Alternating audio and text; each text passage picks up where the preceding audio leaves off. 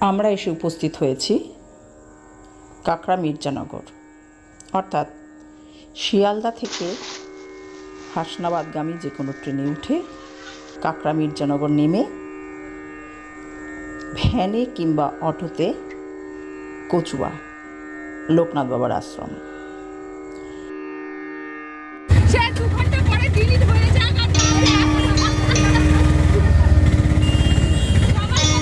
शरीरं शुरूपं सदारोगतं यशश्चारुचित्तं धनं मेरुतुल्यं गुरुरङ्घ्रिपद्मे मनश्चिन्यलग्नं ततः किं ततः किं ततः किं ततः किं कलत्रं धनं पुत्रपौत्रादि सर्वं गृहं बान्धवः सर्वमेताद्विजातं गुरुरङ्घ्रिपद्मे मनश्चिन्यलग्नं ततः किं ततः किं ततः किं ततः किं षडङ्गादिवेदो मुखे शास्त्रविद्या कवित्तं जगत्यं सुपद्यं करोति गुरुरङ्घ्रिपद्मे मनश्चिन्यलग्नं ततः किं ततः किं ततः किं ततः। এটা হলো কচুয়া, এটা হচ্ছে লোকনাথ বাবার জন্মস্থান। আচ্ছা, ওনার হচ্ছে চাকলা হচ্ছে তার মামার বাড়ি, আর এখানে ওনার পৈতৃক বাড়ি তো এটা, তাই তো? বাড়ি ভেঙে ওই যে আমরা দেখতে পাচ্ছি ওই যে দূরে মন্দিরটা, এটাই হচ্ছে ওনার অরিজিনাল বাড়ি ছিল।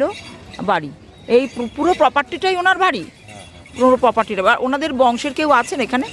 বংশের আছে, থাকে বালিগঞ্জে থাকে, তারপরে শালকিয়ায় থাকে। আর এই পুরো প্রপার্টিটা কি ভক্তরা দেখাশোনা করেন আর সরকার? ভক্তরা দেখাশোনা করে, তবে মন্দিরের লোক আছে। সরকার থেকে কিছু সাহায্য আসে? হ্যাঁ, সরকার থেকে সাহায্য পেয়েছে। আচ্ছা, ওই গেস্ট হাউস করে দিয়েছে। কোনটা কোনটা গেস্ট হাউস করেছে? কোনটা?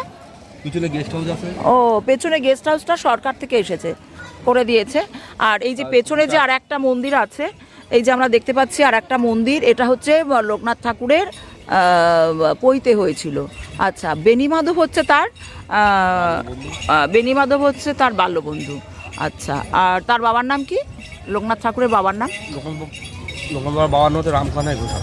রামকানাই ঘোষাল। আচ্ছা, আর এখানে ভিড় হয় তোমার, এটা হচ্ছে তার আজকে এখানে ওনার জন্মদিনের জন্মদিন আর কি, শ্রাবণ মাসে হয়, পয়লা শ্রাবণ।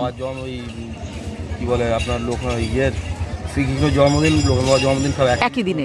আচ্ছা, তাহলে আর তিরোধান দিবস হচ্ছে 19শে জ্যৈষ্ঠ। হ্যাঁ, 19শে জ্যৈষ্ঠ।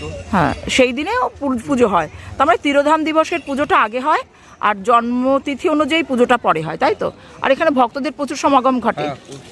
আচ্ছা, এই যে সব বিল্ডিং ফিল্ডিং দেখা যাচ্ছে, এগুলো সব ভক্তদের দ্বারাই হয়েছে, তাই তো? আপনি এখানে কত বছর আছেন? আমার জন্ম এখানে। বেশ, ঠিক আছে।